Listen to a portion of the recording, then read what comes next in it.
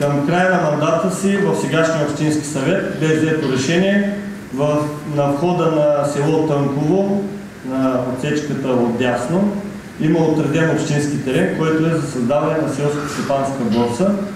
Това беше първото решение на общински съвет. Ще изработим проекта за тази борса и тя ще бъде реализирана. Амбициозната цел е да бъде реализирана за сезон 2012. Дай Боже да е.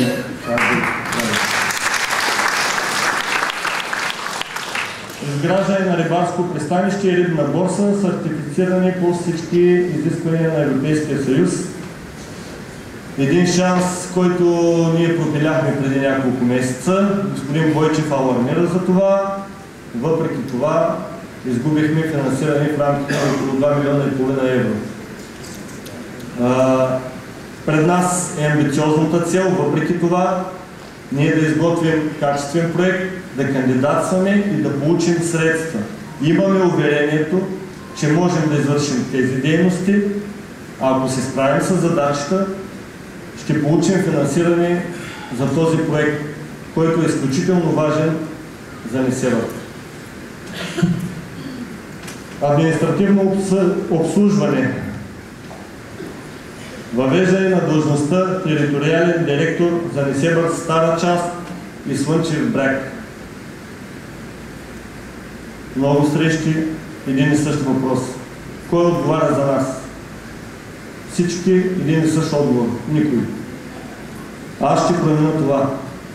Ще има териториален директор в тези населени места за Стария Несебър и за Слънчев бряг. Ще дам възможността на вас, на хората, да предложат кой да бъде този човек, той да бъде един от вас. За Стария Несебър на общо събрание на населението. Видяхме, че тази година за първи път, поне в новата история на Несебър, се случи общо събрание на населението, за което поздравявам. Има хора присъстващи, които го организираха, хора от Стария град. Такова събрание трябва да бъде проведено и в Слънчев бряг.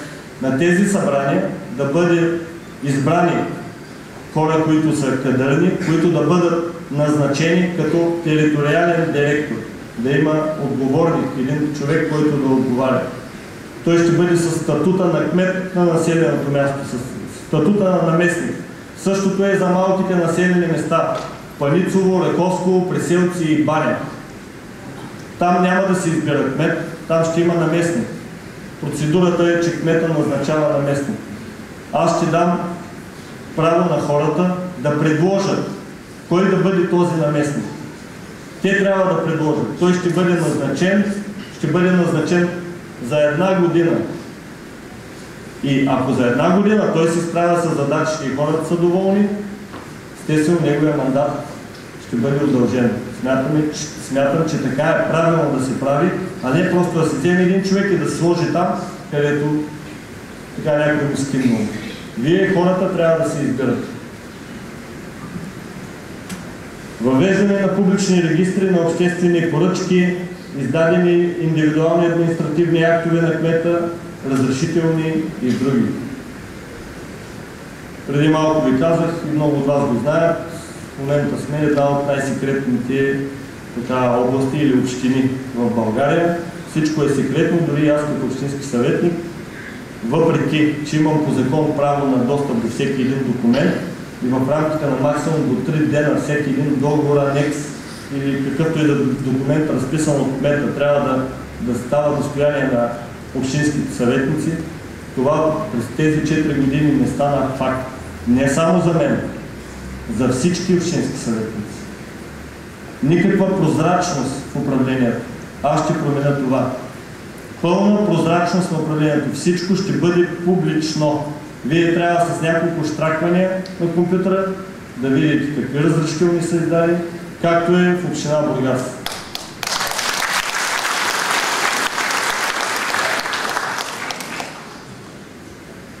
Естествено, продължаваме с стартиране на електронното обслужване. Нещата са свързани за най-използваните услуги за граждани, включително и плащане на местни данъци и такси. Едно улеснение за всички граждани. Култура. Финансиране и реставрация на къщи паметници на културата за съхраняване в автентичния им вид. Една идея, която е обсъждана нееднократно, за това да се създаде такъв фонд или общината под някаква форма да подпомага сградите в Стария Несебър за тяхното саниране, както е било преди години, когато държавата е помагала. Факт е, че сега държавата няма инструмента, с който да прави. Законодателството е променено и тя дори да иска, не може да го прави, но общината може. Създаването на такъв фонд, който ежегодно да бъдат разходвани средства за реставрация и поддръжка на такива сгради, смятаме, че е една не само реалистична цел, но и нужна за жителите. Жителите на Стария Несебър или другите собственици на паметници на културата, които търпят някакви незгоди от това, че не могат да развиват собствеността си, естествено пък трябва по някакъв начин да бъдат подпомагани. Изследване, опазване и експониране на културни паметници и ценности, град Обзор, формиране на музейна сбирка и откриване на исторически музей в населеното място. Радостно е, че в Обзор има музейна сбирка. Радостно е, че има един човек, който е тук сред нас, който въпреки, че не е от Обзор, но живил дълги години там, е развил и е събрал такава колекция, като в момента я експонира. Но Обзор наистина има много богата история и ние смятаме, че тя трябва да бъде изследвана, да бъдат изследвани паметниците, които са в това населено място и около него и по подходящ начин експониране, показване на хората и обясняване, защото наистина Обзор е изключително ценен от историческа гледна точка. Но това малко хора от нас го знаят. Това е така, защото не се е работило в тая насока. Ние ще променим това. Това е една от тази идея на Христо Янев. Надявам се той да спечели битката за Обзор и заедно да осъществим този проект.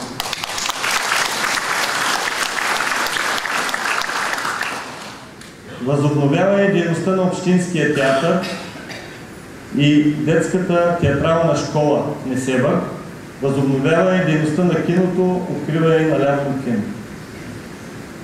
През този мандат театърът, детската школа беше закрит. През следващият мандат ще му вдъхнем нов живот, той ще бъде открит на ново.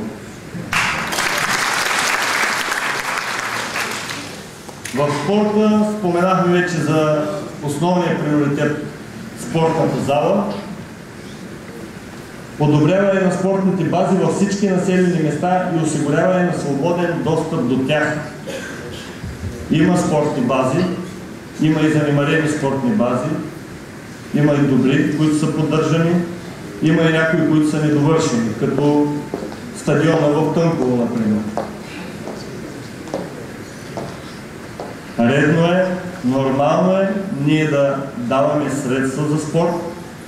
Аз не смятам да разходвам средствата така, както се разходваха по 1,5 милиона за футбол и по 200 хиляди за спортни съоръжения. Напротив, аз ще променя баланса, ще се дават средства за спортни съоръжения, ще се дават средства за детски площадки, за да може хората, масовия спорт, децата, да има къде да спортуват, защото това е за мен едно от най-важните неща. Двигателната култура е и здраве.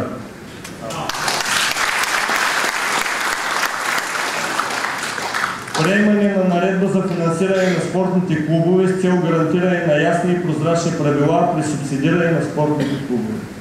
Такава наредба, проектна наредба, бе внесена от мен, бе обсъждана, критикувана, но приета пак така, както аз съм я предложил, защото той има един начин, който ние не сме открили топлата вода, заимствали сме от други общини, от Варна и от Бургас, направили сме една годна наредба, която е по волята, одобрението на всички спортни клубове в общината. Те искат тази наредба, не аз. Те искат наредба да има критерии какви средства се отделят. Няма от тяхна страна някой да си сърди, както е по критерии, това ще се получат. Тогава има ясни правила, няма сърдити. В момента всичко е на калпак. Има наши и ваши. Това нещо трябва да бъде променено. Ясни правила и при разходването на тези средства. Подпомагане и организирането на големи спортни прояви на територията на общината. Нещо много необходимо. Наскоро тук завърши един етап от обиколката на България, което създаде затруднения в движението, вярно, но все пак аз смятам, че ние имаме нужда от такъв тип прояви. Това е не само национална, а международна проява. Имаме нужда от провеждането на европейски или световни форуми, какъвто беше вчера закрития форум в Бургас, Европейското по сърф. Да, Несебър също можеше да кандидатства, можеше това европейски този форум значим да бъде в Несебър. Как да стане, когато ние нямаме база, нямаме нужните условия. Имаме много национални състезатели, много медалисти, национални и международни, балкански, а нямаме спортна база. Един от приоритетите, който не видях записан тук, това е ветроходна база в Несебър. Това е приоритет за нас, разговаряли сме и с ветроходните клубове. Абсолютно необходимо е.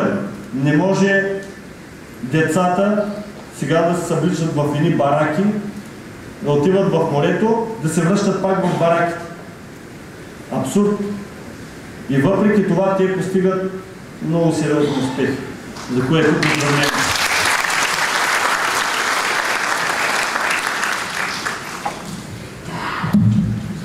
Уважаеми гости, чуваме ли се? Преди господин Терзиев да каже финалното си думи в официалната част, искам отново на сцената да поканя кандидатите за общински съветници и кметове на сцената. Заповядайте.